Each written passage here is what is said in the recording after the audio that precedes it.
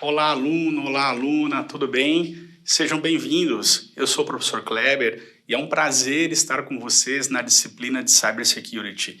Hoje, nós vamos trabalhar o conceito de dados. O que são dados pessoais, dados organizacionais e o porquê é importante protegê-los. Em primeiro lugar, é importante compreender que os dados podem ser obtidos a partir das mais variadas fontes, como exemplos, a partir dos sistemas de informação das empresas, dos dispositivos IoT presentes nas indústrias, através dos smartphones pessoais e também podem ser representados em diversos formatos, como texto, imagem, áudio, vídeo, biometria, entre outros tipos de arquivos. Os dados podem ser armazenados fisicamente em dispositivos com tecnologias distintas, como, por exemplo, a tecnologia óptica, temos os CDs, DVDs, o Blu-ray, a tecnologia magnética, encontramos ali os HDs, a eletrônica, que também é conhecida como memória flash, com os SSDs. E vale ressaltar que a infraestrutura de armazenamento dos dados é um componente do ciberespaço e é, sem dúvida, uma das prioridades para a área de cibersegurança. Essa infraestrutura pode ir de um simples pendrive até um complexo storage de armazenamento de dados. Mas por que precisamos proteger os dados? Hoje é comum ouvirmos por aí a analogia de que os dados são um novo petróleo, haja visto o valor que eles podem representar. E é por isso que são tão desejados pelos criminosos virtuais.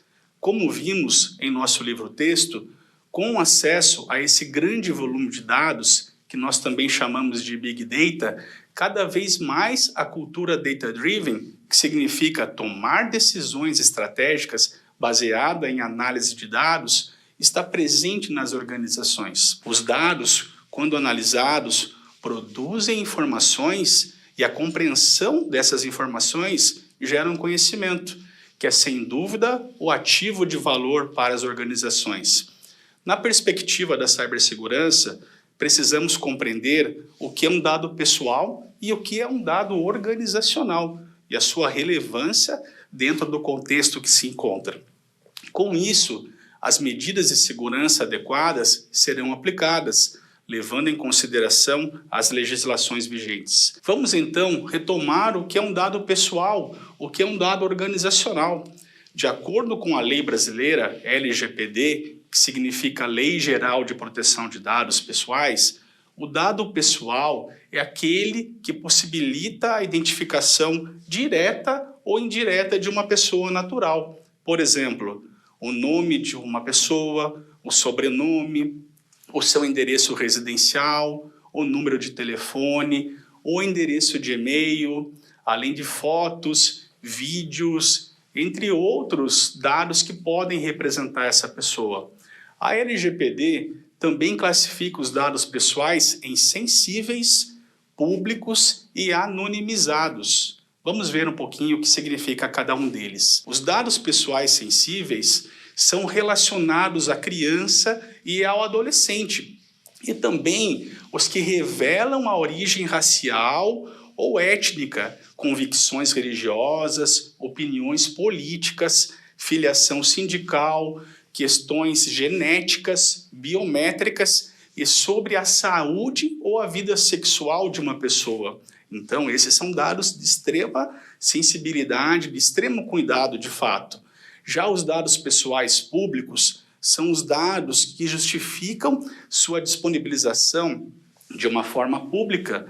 No entanto, deve haver sempre o consentimento do titular desse dado.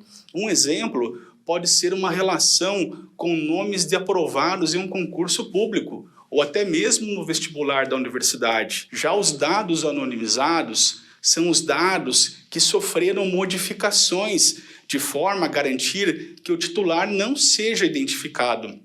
Um exemplo de uma aplicação do uso de dados anonimizados está na prática no desenvolvimento de sistemas. É possível anonimizar os dados de uma base de dados de um sistema a fim de conectá-la em um ambiente de testes para validação de melhorias ou de diagnóstico de problemas. Agora vamos retomar o conceito dos dados organizacionais, que também são chamados de dados corporativos.